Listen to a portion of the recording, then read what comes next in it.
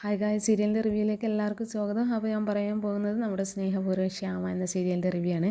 അങ്ങനെ സുകുമാരി മുത്തശ്ശിയും പ്രിയങ്കയും കൂടി മുളക് പൊടിയൊക്കെ വാഷ് ചെയ്ത് നീറ്റായി വന്ന് റൂമിലിരിക്കുകയാണ്. എന്നാലും അവരുടെ കണ്ണിന് നല്ല പുകച്ചിലും എരിച്ചിലും ഒക്കെ ഉണ്ട്.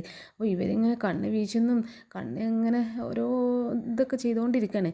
ഈ സമയത്ത് ഇവർ കൽപ്പനനെ ഉർവശിനെ നേരെ റൂമിലേക്ക് വിളിക്കുകയാണ്. കാരണം ഇനി അവർക്ക് കുക്ക് ചെയ്യാനുള്ള ഒരു എബിലിറ്റി ഒന്നും ഇല്ല.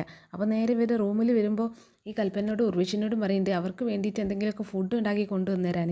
അപ്പോൾ കൽപ്പന പറയുന്നുണ്ട്, അയ്യോ ഞങ്ങൾ ഇന്നേ വരെ ഫുഡ് ഉണ്ടാക്കിയിട്ടില്ല, ഇനി ഉണ്ടാക്കാനുള്ള ഉദ്ദേശമില്ല.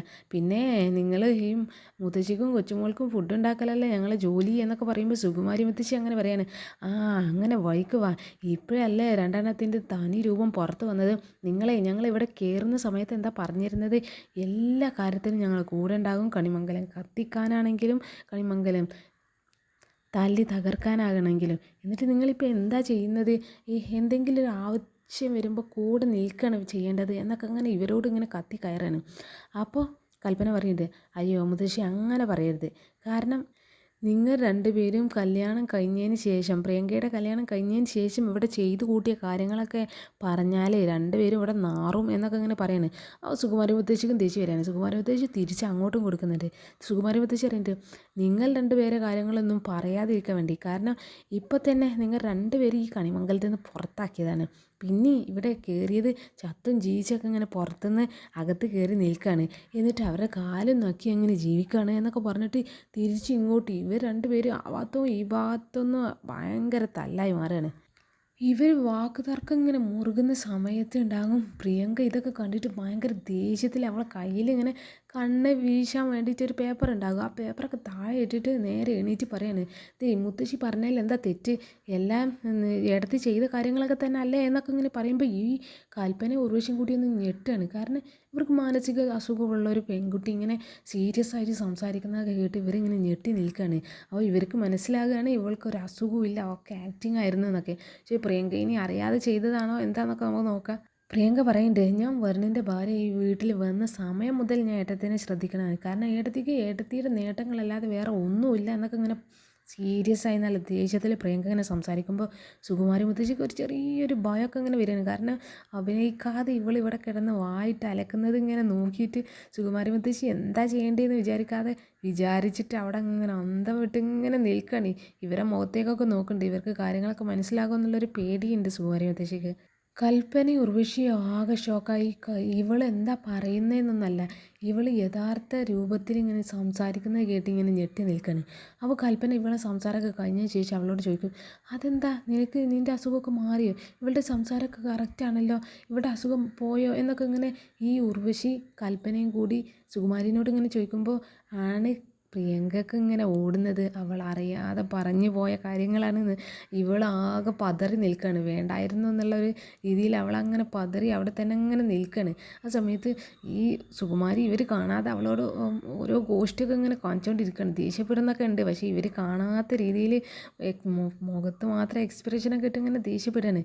അപ്പോൾ ഈ സുകുമാരി മുത്തശ്ശി ഇവരോട് പറയുന്നുണ്ട്, അത് ഇടയ്ക്ക് ഇവൾക്ക് നോർമലാകും, ഒരു 1-2 മിനിറ്റ് മാത്രം, പിന്നെ അത് കഴിഞ്ഞ് ചട്ടിയും കലവും പോലെ അങ്ങനെ പോവുകയും ചെയ്യും എന്നൊക്കെ ഇങ്ങനെ പറഞ്ഞ് ഇവെല്ലാം കൈയൊഴിയാൻ നിൽക്കുകയാണ് സുകുമാരി മുത്തശ്ശി. അതൊക്കെ പറഞ്ഞ് ഈ പ്രിയങ്കൊക്കെ ഇങ്ങനെ പറയുന്നത് കേട്ടതിന് ശേഷം പ്രിയങ്ക മെല്ലെ അസുഖമുള്ള കുട്ടീനെ പോലെ, എന്താ മുത്തശ്ശി, എന്താ നിങ്ങളൊക്കെ ഈ പറയുന്നത് എന്നൊക്കെ ഇങ്ങനെ പറഞ്ഞിട്ട് കൈയൊക്കെ ഇങ്ങനെ വായിലൊക്കെ ഇട്ട് ഇങ്ങനെ സംസാരിക്കുകയാണ്. പക്ഷേ ഇപ്പോൾ കൽപ്പനയ്ക്ക് ഉർവശിക്ക് നല്ല ഡൗട്ട് അടിച്ചിരിക്കുകയാണ്. അപ്പോൾ ഉർവശി പറയുന്നുണ്ട്, ഇപ്പോൾ ഇവളിത് കരുതി കൂട്ടി ചെയ്യുന്നതല്ലേ എന്നൊക്കെ ഇങ്ങനെ പറയുമ്പോൾ സുകുമാരി മുത്തശ്ശി പറയുന്നുണ്ട്, അയ്യോ അല്ല, ഞാനിത് എപ്പോഴും കാണണമല്ലേ, അതുകൊണ്ടാണ് എന്നൊക്കെ ഇങ്ങനെ ഈ സുകുമാരി മുത്തശ്ശി അവിടെ കിടന്ന് ഇങ്ങനെ ഉരുളാണ്. പ്രിയങ്കയ്ക്കാണെങ്കിൽ എന്താ ചെയ്യേണ്ടതെന്ന് അറിയാതെ അവൾ അവിടെ ഇങ്ങനെ പതച്ച് നിൽക്കുകയാണ്. ആ സമയത്ത് സുകുമാരി മുത്തശ്ശി അറിയുന്നുണ്ട്, ചില സമയത്ത് ഇവൾ നോർമലായി സംസാരിക്കുമ്പോൾ ഞാനിങ്ങനെ പ്രാർത്ഥിക്കും, അയ്യോ എൻ്റെ ദൈവമേ ഇവൾക്ക് നോർമലായല്ലോ, എൻ്റെ കൊച്ചുമോൾക്ക് നല്ല ബുദ്ധി കൊടുത്തല്ലോ എന്നൊക്കെ ഇങ്ങനെ പ്രാർത്ഥിച്ചിങ്ങനെ സന്തോഷിക്കുന്ന സമയത്ത് ഇവളുടെ ബുദ്ധി മാറും എന്നൊക്കെ ഇങ്ങനെ പറയുന്ന സമയത്ത് കൽപ്പനയ്ക്ക് ഉർവശിക്കും തീരെ വിശ്വാസം വരുന്നില്ല. അവൻ കൽപ്പനയും ഉർവശിയും പറയുന്നുണ്ട്, ഞങ്ങൾക്ക് അത്ര വിശ്വാസം പോരാ, ഇതൊക്കെ അവൾ കരുതി കൂട്ടി ചെയ്യുന്ന, നീ ഒന്നുകൂടി സംസാരിച്ച് എന്നൊക്കെ കൽപ്പന ഇങ്ങനെ പറയാണ്. അവൻ പ്രിയങ്ക ഇങ്ങനെ വന്നിട്ട് എന്താ എടുത്തിക്ക് ഞാനൊരു കഥ പറഞ്ഞു തരണോ, നല്ല രസമുള്ള കഥയാണ് എന്നൊക്കെ ഇങ്ങനെ പറയുമ്പോൾ ഇവർ അത്ര വിശ്വാസമൊന്നും എന്തായാലും ഇവർക്ക് വന്നിട്ടില്ല. ഇവർക്ക് എന്തായാലും ഡൗട്ട് അടിച്ചിട്ടുണ്ട്. അപ്പോൾ ഇവരിങ്ങനെ ഇവളെ നോക്കിയിട്ട് ഇങ്ങനെ വല്ല റൂമിൽ നിന്ന് പോകുമ്പോൾ വേഗം ഈ സുകുമാരി മുത്തശ്ശി വാതിലടച്ചിട്ട് ഈ പ്രിയങ്കനെ അങ്ങനെ ഭയങ്കരമായിട്ട് ഷൗട്ട് ചെയ്യാണ്. നീ എന്തൊക്കെയാണ് ഈ ചെയ്ത് കാട്ടിയത്, നിനക്കെന്താ തീരെ ഒരു ബോധമില്ലായിരുന്നോ, നമ്മൾ ആകെ ഒരു പ്രഗ്നൻസിയുടെ പേരിലാണ് ഇവിടെ പിടിച്ചു നിന്നത്, അതും പോയി, ഇനി ആകെ നിൻ്റെ ഈ മാനസികാവസ്ഥ വെച്ചിട്ടാണ് നമ്മളിവിടെ നിൽക്കുന്നത്, അതും കൂടി നീ ഇടുന്ന് തൊലക്കോ എന്നൊക്കെ പറഞ്ഞിട്ട് ഈ സുകുമാരി മുത്തശ്ശി അവളങ്ങനെ ഭയങ്കരമായിട്ട് ഷൗട്ട് ചെയ്യുമ്പോൾ പ്രിയങ്ക അറിയുന്നുണ്ട്, സോറി മുത്തശ്ശി, ഞാൻ അറിയാതെ അങ്ങ് പറഞ്ഞു പോയതാ, പറ്റിപ്പോയതാ, പിന്നെ ഞാൻ അഭിനയിച്ചപ്പോൾ അവർക്ക് എന്തായാലും നല്ല വിശ്വാസം വന്നിട്ടുണ്ടല്ലേ എന്നൊക്കെ ഇങ്ങനെ പറയുമ്പോൾ സുകുമാരി മുത്തശ്ശി അറിയുന്നുണ്ട്, ഏയ് അവർക്ക് വിശ്വാസം വന്നതെന്ന് എനിക്ക് തോന്നുന്നില്ല, അവർക്ക് എന്തായാലും ഡൗട്ട് അടിച്ചിട്ടുണ്ട് എന്നൊക്കെ സുകുമാരി മുത്തശ്ശിയും പറയാണ്. ആ കള്ളക്കൂട്ടങ്ങളെ എന്തായാലും വിശ്വസിച്ചിട്ടുണ്ടാവില്ല എന്നൊക്കെ സുകുമാരി പറയുമ്പോൾ പ്രിയങ്ക പറയുന്നുണ്ട്, സാരമില്ല, എന്തായാലും ഞാൻ അറിയാതെ അങ്ങ് പറഞ്ഞതാ, പക്ഷേ മുത്തശ്ശി അങ്ങനെ അവളോട് ഇങ്ങനെ കയർത്ത് സംസാരിച്ചാൽ നന്നായി, കാരണം ആ പ്രിയ കൽപ്പനയ്ക്ക് കുറച്ച് അഹങ്കാരം കൂടുതലാണ് എന്നൊക്കെ ഇങ്ങനെ പറഞ്ഞ് അവളോടുള്ള ദേഷ്യം മൊത്തം ഈ പ്രിയങ്ക അവളുടെ മുഖത്തിൽ ഇങ്ങനെ കാണിക്കാണ്. പിന്നെ രാത്രിയായി, ആറ്റുവാശ്ശേരിയിൽ ഇങ്ങനെ ദേവേനെ ഇങ്ങനെ പുറത്ത് ഇങ്ങനെ മുറ്റത്ത് വന്ന് ഇങ്ങനെ നിലാവെളിച്ചത്തിൽ ഇങ്ങനെ ഇരിക്കുകയാണ്. അപ്പോൾ ഇതൊക്കെ കണ്ടിട്ട് യശോദ പുറത്തിറങ്ങി വരികയാണ്. അപ്പോൾ യശോദ ഇങ്ങനെ വന്നിട്ട് ദേവനോട് പറയുന്നുണ്ട്, ദേവട്ടെ ഞാൻ അമ്മക്കൊന്ന് വിളിച്ചു നോക്കട്ടെ, അമ്മ എല്ലാം നേരത്തെ വിളിച്ചപ്പോൾ പട്ടിണിയാണ്, ഭക്ഷണമൊന്നും തരുന്നില്ല എന്നൊക്കെ പറഞ്ഞത്, അപ്പോൾ അതൊക്കെ എന്തായി എന്നൊക്കെ അറിയാം എന്നൊക്കെ പറയുമ്പോൾ ഈ ദേവൻ പറയുന്നുണ്ട്, അതിന് അമ്മ അങ്ങനെ ഒരു ദയ അർഹിക്കുന്നുണ്ടോ, കാരണം അത്ര ദയ പോലും അമ്മ അർഹിക്കുന്നില്ല, അമ്മയുടെ ചെയ്തികളൊക്കെ വെച്ച് നോക്കുമ്പോൾ ഈ ശിക്ഷ ഒന്നുമല്ല, പിന്നെ കണിമംഗലത്തുകാർ ഒരാളെ പട്ടിണിക്കിട്ട് കൊല്ലും എന്നൊക്കെ നിനക്ക് തോന്നുന്നുണ്ടോ, അവരങ്ങനെ ഒരു തീരുമാനം എടുത്തിട്ടുണ്ടെങ്കിൽ അതിൽ തക്കതായ എന്തെങ്കിലും കാരണം കാണും എന്നൊക്കെ ഇങ്ങനെ ദേവനും പറയാണ്. അപ്പോൾ യശോദ പറയുന്നുണ്ട്, നമുക്ക് പ്രിയമോളോടെങ്കിലും ഒന്ന് വിളിച്ചിട്ട് അവൾക്ക് വിശക്കുണ്ടോ എന്നൊക്കെ ഒന്ന് ചോദിച്ചാലോ എന്നൊക്കെ പറയുമ്പോൾ ദേവൻ പറയുന്നുണ്ട്, നിനക്ക് അവളോട് വേണമെങ്കിൽ നിനക്ക് വിശക്കുന്നുണ്ടോ എന്നുള്ള ചോദ്യം വേണമെങ്കിൽ ചോദിക്കാം, പക്ഷെ വേറെ എന്തെങ്കിലും അവളോട് ചോദിക്കാൻ നിനക്ക് കഴിയോ, അവളോട് എന്തെങ്കിലും പറയാനോ അനുസരിപ്പിക്കാനോ എന്തെങ്കിലും നിനക്ക് അതിന് കഴിയില്ലല്ലോ, അങ്ങനെ ഒരു അവസ്ഥയിലല്ലേ നമ്മൾ. ഇപ്പോഴാണെങ്കിൽ കണിമംഗലത്തേക്ക് വിളിച്ചിട്ട് അവളോട് വിശേഷങ്ങൾ ചോദിക്കാൻ വരെ നമുക്ക് നാണക്കേടായിരിക്കണം, അതെല്ലാം വരുത്തി വെച്ചത് ഈ മുത്തശ്ശി മാത്രമാണ്, ഈ അമ്മയുടെ ചെയ്തികൾ കാരണമാണ് നമുക്ക് അങ്ങോട്ട് കോൾ ചെയ്യാൻ വരെ ഒരു മടി വന്നത് എന്നൊക്കെ ഇങ്ങനെ ഈ ദേവനിങ്ങനെ പറഞ്ഞുകൊണ്ടിരിക്കുകയാണ്. അമ്മയ്ക്ക് എന്തായാലും പ്രിയങ്ക എന്ന് പറയുന്ന ഒരു ആയുധം മാത്രമാണ്, നമ്മളെയും കണിമംഗലത്തുകാരെ എങ്ങനെയെങ്കിലും തോൽപ്പിക്കണമെന്ന്, പിന്നെ വരുണിനെയും രാധികനെയും കണിമംഗലത്തുകാർക്കും എതിരെ അമ്മ ചെയ്ത ദ്രോഹങ്ങൾക്കൊന്നും എന്തായാലും കണക്കുകൾ പോലും ഇല്ല, അങ്ങനെയുള്ള അവർക്ക് പിന്നെ എന്തിനാ ഇങ്ങനെ വിളിച്ച് അന്വേഷിക്കുന്നത് എന്നൊക്കെ ഇങ്ങനെ പറയുമ്പോൾ ഈ യശോദ പറയുന്നുണ്ട്, അത് പിന്നെ മോള് പട്ടിണി കിടന്നോ എന്താണെന്നൊന്നും അറിയാതെ എങ്ങനെ പട്ടിണിയാണെന്നൊക്കെ പറഞ്ഞിട്ട് അമ്മ എന്തെങ്കിലും അതിക്രമമൊക്കെ അവിടെ കാണിച്ചിട്ടുണ്ടാകും എന്നൊക്കെ ഇങ്ങനെ യശോദ ഇങ്ങനെ ആവലാതി ഇങ്ങനെ പറഞ്ഞുകൊണ്ടിരിക്കുകയാണ്. അപ്പം ദേവൻ പറയുന്നുണ്ട്, അവരെ എന്ത് കാണിക്കാനാ, ഒന്നും കാണിക്കത്തില്ല, ഏറിപ്പോയാൽ ആത്മഹത്യ ചെയ്യും, ഈ ആത്മഹത്യ ചെയ്തെന്നുള്ളൊരു വാർത്ത അറിഞ്ഞാൽ വരെ അവിടെ ഒന്ന് പോയി നോക്കാൻ വരെ എനിക്കൊന്നും തോന്നുന്നു പോലുമില്ല, അങ്ങനെ അതിന് മനസ്സൊക്കെ മടുത്തിരിക്കുകയാണ്. പിന്നെ നാട്ടുകാരൊക്കെ ഇങ്ങനെ ചോദിക്കും, ദേവനാരായണൻ്റെ അമ്മക്ക് എങ്ങനെ ഇങ്ങനെയൊക്കെ ചെയ്യാൻ കഴിയുന്നത് എന്നൊക്കെ ഇങ്ങനെ ചോദിക്കും, പക്ഷേ ആ ചോദ്യം എനിക്കുണ്ട്, ഞാനും എന്നോട് തന്നെ ഇങ്ങനെ ഈ ചോദ്യം തന്നെ ചോദിക്കലുണ്ട്, അമ്മക്ക് എങ്ങനെ ഇങ്ങനെയൊക്കെ ചെയ്യാൻ കഴിയുന്നതെന്നൊക്കെ. പിന്നെ ചിന്തിക്കുമ്പോൾ അതിനൊന്നും ഒരു ഉത്തരമില്ല. പിന്നെ ഞാനിങ്ങനെ ആലോചിക്കും, നമുക്ക് കുഞ്ഞിലെ രാധികനോട് നല്ല വൈരാഗ്യമൊക്കെ ഉണ്ട്, അതൊക്കെ അവളോടുള്ള വൈരാഗ്യം കൊണ്ട് ചെയ്യുന്നതെന്നൊക്കെ വിചാരിച്ചാൽ, പക്ഷേ പിന്നെ എപ്പോഴാണ് അമ്മയ്ക്ക് ഈ പണത്തോടും ഈ സുഖത്തിനോടൊക്കെ ഉള്ള ആർത്തി വന്നത് എന്ന് അറിയില്ല. ഇതെല്ലാം ചെയ്യുന്നത് പ്രിയങ്കക്കാണെന്നുള്ളൊരു ന്യായം പറയും, പക്ഷേ അതൊക്കെ ചെയ്യുന്ന പ്രിയങ്കക്ക് വേണ്ടിയിട്ടൊന്നുമല്ല, സ്വന്തം കാര്യത്തിന് വേണ്ടിയിട്ടാണ്, അമ്മയ്ക്ക് വേണ്ടിയിട്ടാണ് അമ്മ ഈ ചെയ്യുന്നതൊക്കെ, പ്രിയങ്കയ്ക്ക് എന്നൊക്കെ വെറുതെ ന്യായം പറഞ്ഞുകൊണ്ടിരിക്കുകയാണ്. അമ്മയുടെ ലോകത്തെന്ന് പറയുന്നത് എൻ്റെ ഒരു കാഴ്ചപ്പാടിലായിരുന്നു. അപ്പോൾ എൻ്റെ കാര്യത്തിലാണെങ്കിൽ ഞാൻ മുഴു പട്ടിണിയാണ്, എനിക്കുള്ളത് കാരണം ഒന്നുമില്ല, ഞാൻ ആകാരപ്പട്ടിണിയുടെ കഥകൾ മാത്രമാണ് അമ്മനോട് പറഞ്ഞിട്ടുള്ളത്, ആ ഒരു ലോകത്തായിരുന്നു അമ്മ. പക്ഷേ പ്രിയങ്ക വന്നതിന് ശേഷം പ്രിയങ്ക ഇതിനപ്പുറത്തൊരു വർണ്ണമുള്ളൊരു ലോകമുണ്ട് എന്നൊക്കെ അമ്മക്ക് കാണിച്ചു കൊടുത്ത് അമ്മ ആ വഴി അങ്ങ് പോവുകയും ചെയ്ത്. അതുകൊണ്ട് ഇനി കണിമംഗലത്തേക്കോ അമ്മയ്ക്കോ ആർക്കും ഈ കാര്യം പറഞ്ഞ് നമ്മൾ വിളിക്കുന്നേ ഇല്ല എന്നൊക്കെ ഇങ്ങനെ പറഞ്ഞ് ദേവന് യശോദനെ തടയാണ്. പിന്നെ കണിമംഗലത്താണ് കാണിക്കുന്നത്. കണിമംഗലത്ത് സൂര്യയും വരുണും കൂടി ഇങ്ങനെ രാത്രി വീട്ടിലെത്തിയിരിക്കുകയാണ് അവരെ വർക്കൊക്കെ കഴിഞ്ഞിട്ട്. അപ്പം നമ്മുടെ ജയഭാരതി മുത്തശ്ശിയും രാധികയും കൂടി എല്ലാ കാര്യങ്ങളും ഇവരോട് പറഞ്ഞിരിക്കുകയാണ്. അന്ന് അവർ ചട്നിയിൽ ഈ വിമ്മ് കലക്കിയതും അവർ പട്ടിണിക്കിട്ട എല്ലാ കഥകളും ഇവരിങ്ങനെ കേട്ട് ചിരിക്കുകയാണ്. അപ്പോൾ സൂര്യ പറയുന്നുണ്ട്, എന്തായാലും ഈ എസ്റ്റേറ്റിലെ കാര്യങ്ങളെന്നൊക്കെ പറഞ്ഞ് പോയിട്ടാണ് ഇവിടുത്തെ കാര്യങ്ങളൊന്നും അറിയാത്തത്, ഞാൻ ഈ എസ്റ്റേറ്റിൽ നിന്ന് കുറച്ച് ലീവ് എടുത്ത് ഇവിടെ തന്നെ കൂടിയാലോ എന്ന് ആലോചിക്കുന്നത്, പിന്നെ ഈ സുകുമാരി മുത്തശ്ശിയുടെ ഓരോ ചെയ്തികളൊക്കെ ഇങ്ങനെ കണ്ട് ചിരിക്കാലോ, എന്നിട്ട് പിന്നെ ഒരു നോവൽ എഴുതാന്നൊക്കെ പറയുമ്പോൾ രാധിക പറയുന്നുണ്ട്, നോവലൊക്കെ എഴുതാൻ നിന്നാൽ പിന്നെ ഒരു ബുക്കിലൊന്നും അതൊന്നും തീരത്തില്ല എന്നൊക്കെ ഇങ്ങനെ രാധികയും പറയാണ്. കാരണം അത്രയൊക്കെ ഉണ്ട് ഇവരെ ചെയ്തികൾ എന്നൊക്കെ പറയുമ്പോൾ ജയഭാരതി മുത്തശ്ശി പറയുന്നുണ്ട്, അങ്ങനെ സുകുമാരിക്ക് ചെയ്യാനുള്ളതൊക്കെ അങ്ങോട്ട് ചെയ്യട്ടെ, എന്തായാലും ഇടയ്ക്ക് ഇങ്ങോട്ട് പണി തിരിച്ച് കിട്ടുമ്പോൾ അങ്ങനെ പഠിച്ചോളൂ എന്നൊക്കെ പറയുമ്പോൾ വരുൺ പറയുന്നുണ്ട്, അല്ല ഇവരെവിടെ ഉണ്ട്, ഇവിടെ വീട്ടിൽ തന്നെ ഉണ്ടോ എന്നൊക്കെ ഇങ്ങനെ പറയാണ്. കാരണം സുകുമാരനെ അവിടെ എവിടെയും കാണുന്നൊന്നുമില്ല. പക്ഷേ അതൊക്കെ കേട്ടിട്ട് സുകുമാരിയും പ്രിയങ്കയും കൂടി അവരുടെ അടുത്തേക്ക് വരികയാണ്. ഇല്ല ഇവിടെ ഒന്നും ഇല്ല, ഇതൊക്കെ കണ്ടിട്ടേ നാട് വിട്ട് പോകണമെങ്കിൽ ഞങ്ങൾ വേറെ ജനിക്കണം എന്നൊക്കെ പറഞ്ഞിട്ടാണ് ഈ സുകുമാരി അവരെ കടന്നു വരുന്നത്. അപ്പോൾ പിന്നെ സൂര്യ പറയുന്നുണ്ട്, ഇവിടെ ഉണ്ടായിരുന്നോ, ഞാൻ നിങ്ങൾ രണ്ടുപേരും ഇവിടെ വന്നപ്പോൾ കാണാത്തതുകൊണ്ട് നിങ്ങൾ അന്വേഷിക്കായിരുന്നു എന്നൊക്കെ ഇങ്ങനെ പറയാണ്. അപ്പോൾ ഈ സുകുമാരി പറയുന്നുണ്ട്, അല്ല ഇവർ രണ്ടുപേരും നിങ്ങളെ വിളിച്ചു വരുത്തിയതായിരിക്കും കാര്യങ്ങളൊക്കെ പറഞ്ഞു തരാൻ, അല്ലടാ മോനെ എന്നൊക്കെ ഇങ്ങനെ സൂര്യനോട് ചോദിക്കണ്ട്. അപ്പോൾ സൂര്യ പറയണ്ടേ, വീട്ടിലൊരാവശ്യം വരുമ്പോൾ വിളിച്ചു വരുത്തുന്നതിൽ ഒരു തെറ്റുമില്ല. പിന്നെ ഞാനൊരു കാര്യം പറയാം, ഞങ്ങളെ ഈ കുടുംബത്തിലുള്ളവരൊക്കെ ഒറ്റക്കെട്ടാണ്. അപ്പോൾ എന്ത് പ്രശ്നം വന്നാലും ഞങ്ങൾ ഒരുമിച്ചേ നിൽക്കുമല്ലോ. അപ്പോൾ ഞങ്ങളോട് ഇങ്ങനെ പൊരുതാതെ നിങ്ങൾ എന്തായാലും തോറ്റുപോകും, ഞങ്ങൾ ഒരുമിച്ചേ നിന്ന് നിങ്ങൾക്കെതിരെ പൊരുതും. അപ്പോൾ അതിലും നല്ലത് ഇവിടുന്ന് രണ്ടുപേരും കൂടി ഇറങ്ങി പോവല്ലേ എന്നൊക്കെ സുകുമാരനോട് സൂര്യ ചോദിക്കണേ. അതൊക്കെ കേട്ടിട്ട് ജയഭാരതി മുത്തശ്ശി അങ്ങനെ നമ്മുടെ സുകുമാരിയുടെ മുഖത്തൊക്കെ ഇങ്ങനെ നോക്കുന്നുണ്ട്. അപ്പോൾ സുകുമാരി പറയുന്നുണ്ട്, അങ്ങനെ പേടിപ്പിക്കാതെടാ സൂര്യയെ, ഞാനേ എന്തെങ്കിലുമൊക്കെ ഒരു കാര്യം തീരുമാനിച്ച് ഇവിടെ ഇറങ്ങിയിട്ടുണ്ടെങ്കിൽ അതെന്തായാലും തീരുമാനിച്ച് ഉറപ്പിച്ച് ചെയ്ത് തീർത്തിട്ടേ അവിടെ നിന്ന് മടങ്ങുള്ളൂ.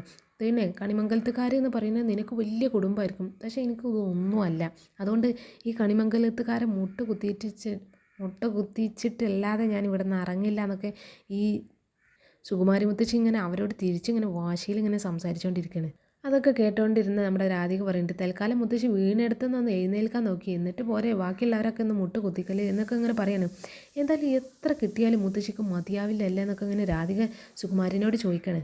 വരുൺ പറയുന്നുണ്ട്, അല്ല സത്യത്തിൽ നിങ്ങളുടെ ഉദ്ദേശം എന്താണ്? നിങ്ങൾക്ക് എല്ലാവരുടെ മുന്നിലും പ്രിയങ്കയ്ക്ക് നല്ലൊരു പൊസിഷനിൽ എത്തണം, നല്ലൊരു സ്ഥാനത്ത് എത്തിയണം എന്നുള്ള ആഗ്രഹത്തിലാണ് നിങ്ങളിവിടെ വന്നതെന്നല്ല പറയുന്നത്. പക്ഷേ സത്യത്തിൽ അതല്ലല്ലോ. നിങ്ങൾക്കിങ്ങനെ ഈ പ്രിയങ്കനെ പിറകിൽ വെച്ചിട്ട് നിങ്ങൾക്ക് സുഖമായിട്ട് ഇവിടെ ഇങ്ങനെ കഴിഞ്ഞു കൂടണം എന്നുള്ള വൃത്തികെട്ടൊരാഗ്രഹമല്ല നിങ്ങളുടെ മുന്നിൽ എന്നൊക്കെ ഇങ്ങനെ വരുൺ സുകുമാരനോട് ചോദിക്കുമ്പോൾ സുകുമാരി പറയുന്നുണ്ട്, അതേടാ, സുകുമാരി ഒരു രാജകുമാരി ആവണം എന്നുണ്ടെങ്കിൽ ഞാനത് ആയി തീരെ നിൽക്കുള്ളൂ. പിന്നെ എല്ലാവരും കൂടി എന്നാണ്ട് ഒത്തപ്പോൾ എന്തൊരു വാക്കിന് ബലവും വന്നു, എന്തൊരു തൻ്റെ ഇടം. അപ്പോൾ കുറച്ച് കഴിഞ്ഞാൽ എല്ലാവരും ഒറ്റക്കൊറ്റക്ക് ആവുമല്ലോ, അപ്പോൾ ഞാൻ കാണിച്ചു തരാമെന്നൊക്കെ സുകുമാരി അവരെങ്ങനെ വെല്ലുവിളിക്കണം.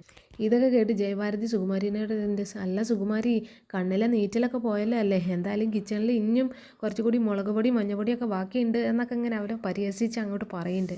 എന്തായാലും കിച്ചണിൽ ഇനിയും സാധനങ്ങളൊക്കെ ബാക്കിയുള്ളതുകൊണ്ട് ഇത് സ്വന്തമായിട്ട് ചെയ്തതല്ലേ, ഞങ്ങളാരും ചെയ്തതല്ലല്ലോ. ഇനി കുറച്ച് കഴിഞ്ഞിട്ട് ഞങ്ങൾക്കും നിങ്ങളുടെ മുഖത്തൊന്ന് മേക്കപ്പ് ഇടണം, മുളക് പൊടിയൊക്കെ വാരി തേക്കണം എന്നൊക്കെ തോന്നിയാൽ അതൊക്കെ ചെയ്യേണ്ടി വരും എന്നൊക്കെ ഇങ്ങനെ പറയുമ്പോൾ രാധിക പറയുന്നുണ്ട്, എൻ്റെ മുത്തശ്ശി അങ്ങനെ പേടിപ്പിക്കല്ലേ മുത്തശ്ശി എൻ്റെ മുത്തശ്ശീനെ.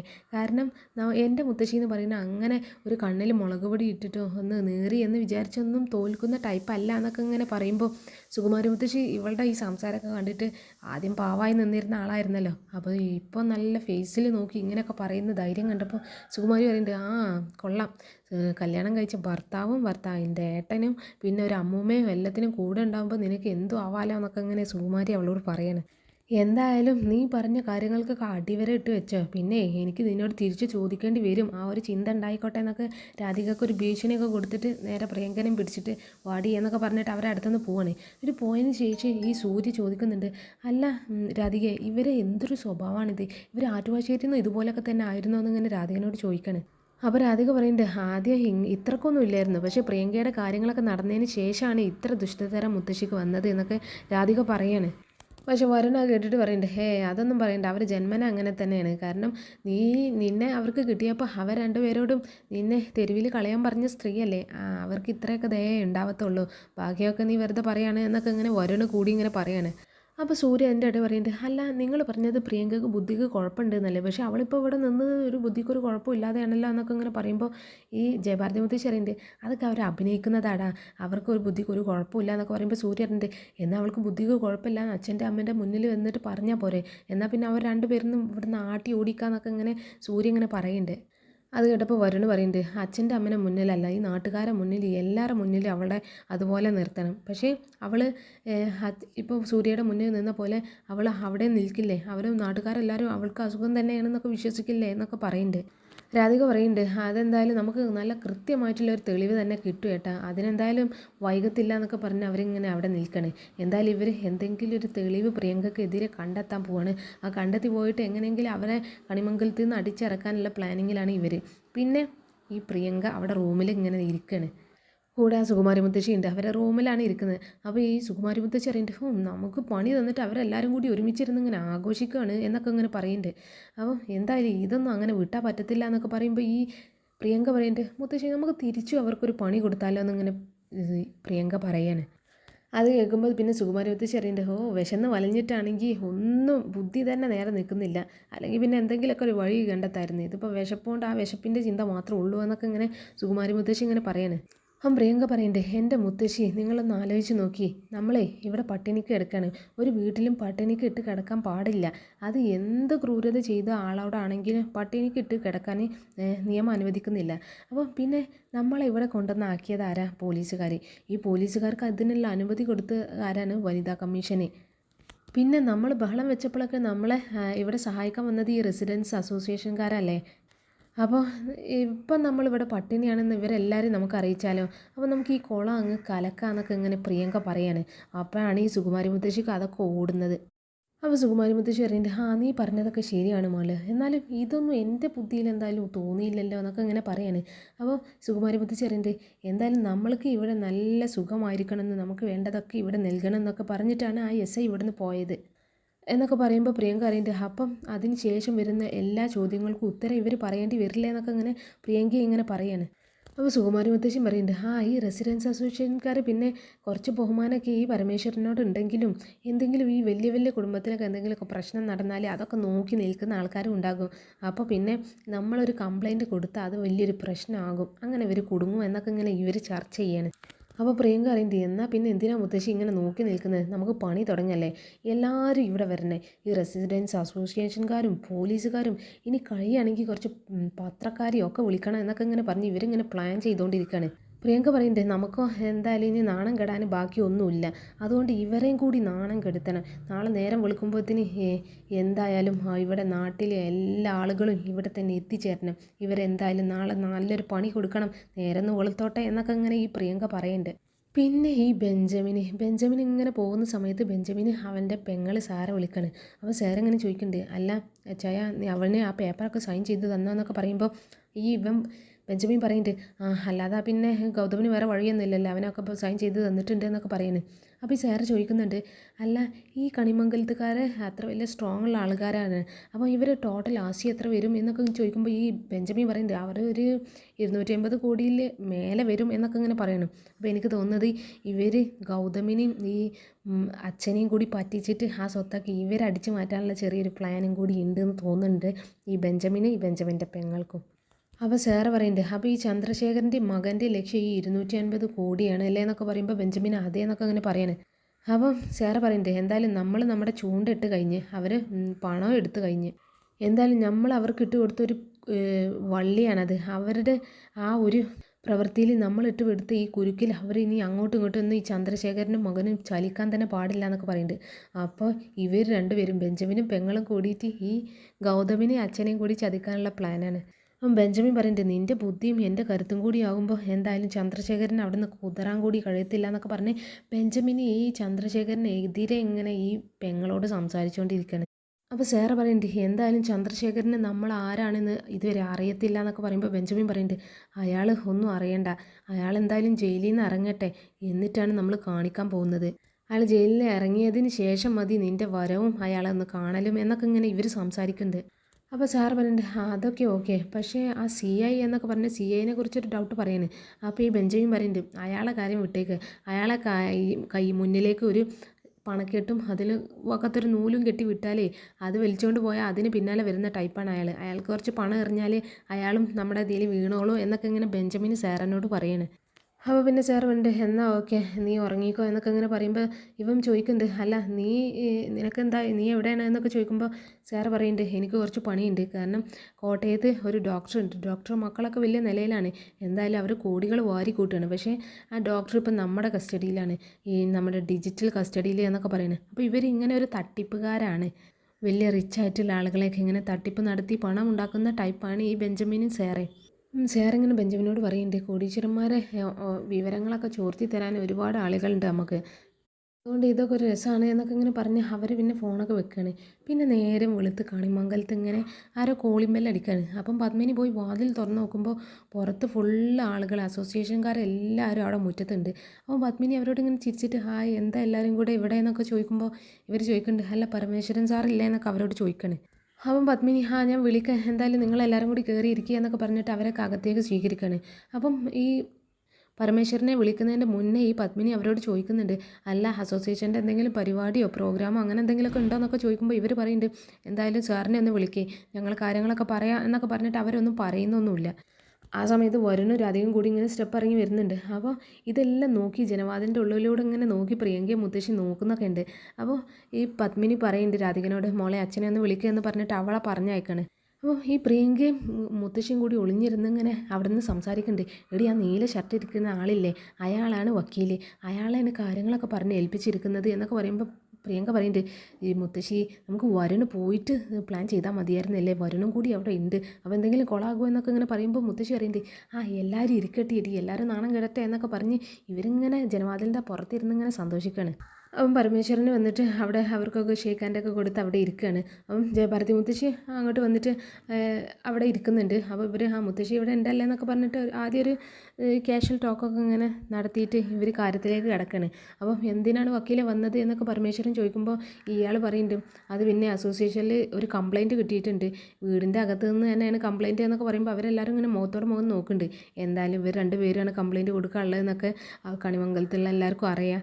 അപ്പോൾ കൂടെയുള്ള അസോസിയേഷനിൽ കൂടെയുള്ള ഒരാൾ പറയുന്നുണ്ട് പരാതി ഞങ്ങൾക്ക് മാത്രമല്ല വനിതാ കമ്മീഷൻക്കും പോയിട്ടുണ്ട്, പോലീസ് സ്റ്റേഷനിലും പോയിട്ടുണ്ട്, പിന്നെ ഞങ്ങൾക്കുമാണ് കേസ് വന്നിട്ടുള്ളത് എന്നൊക്കെ ഇങ്ങനെ പറയുമ്പോൾ ഇവരാകെ ഞെട്ടാണ്. വരുണ് ചോദിക്കുന്നുണ്ട് ആരുടെ പരാതി, എന്താണ് പരാതി എന്നൊക്കെ ഇങ്ങനെ ചോദിക്കുമ്പോൾ അയാൾ പറയുന്നുണ്ട് അത് മുന്നേ ഇവിടെ ഗേറ്റിൽ നിന്ന് സമരം ചെയ്തിരുന്ന ഒരു പെണ്ണുണ്ടായിരുന്നല്ലോ, ഒരു ആറ്റുവാശ്ശേരിയിലെ ഒരു സുകുമാരിയും പിന്നെ അവരുടെ നിൻ്റെ ആദ്യത്തെ ഭാര്യ പ്രിയങ്കയും കൂടി അവരുടെ അടുത്തുനിന്നാണ് പരാതി എന്നൊക്കെ ഇങ്ങനെ പറയാണ്. അവരെ നിങ്ങൾ വീട്ടുതടങ്കലിൽ പട്ടിണിക്കിട്ടിരിക്കുകയാണോ എന്നൊക്കെ ഇവരിങ്ങനെ ചോദിക്കുകയാണ്. അപ്പോൾ ആ ചോദ്യം കേട്ട് എന്നാകെ നീട്ടിയിരിക്കുകയാണ് കണിമംഗലത്തുകാർ. ഇവരിങ്ങനെ ഒരു പരാതിയുമായിട്ട് പോകുന്ന ഇവരെന്തായാലും എക്സ്പെക്റ്റ് ചെയ്തിട്ടൊന്നുമില്ല. പക്ഷേ ഇതൊക്കെ കണ്ട ജനവാതിലിൻ്റെ അപ്പുറത്തിരുന്ന് സുകുമാരി മുത്തശ്ശിയും പ്രിയങ്കയും കൂടി ഭയങ്കരമായിട്ട് സന്തോഷിക്കുകയാണ്. ഇനി എന്തെങ്കിലും ഇവിടെ സംഭവിക്കുന്ന കാത്തിരുന്ന് അവരങ്ങനെ കാത്തിരുന്ന് നോക്കി നിൽക്കുകയാണ്. അപ്പോൾ ഈ അസോസിയേഷൻകാർ ഈ ചോദ്യം കേട്ട് ഇങ്ങനെ ഞെട്ടി നിൽക്കുന്ന ഭാഗത്താണ് എന്തായാലും എപ്പിസോഡ് അവസാനിക്കുന്നത്. അപ്പോൾ നാളത്തെ എപ്പിസോഡിൽ ഇനി ഇവർ എങ്ങനെയാണ് റിയാക്ട് ചെയ്യുന്നതെന്ന്, ഇനി സുകുമാരിക്ക് തന്നെ ഈ പരാതി വരുമോ എന്തോ എന്നൊക്കെ നമുക്ക് കാത്തിരുന്ന് തന്നെ കാണേണ്ടി വരും. അപ്പോൾ ഇന്നത്തെ എപ്പിസോഡ് ഇവിടെ കഴിഞ്ഞിരിക്കുകയാണ് ഗൈസ്. Okay bye all.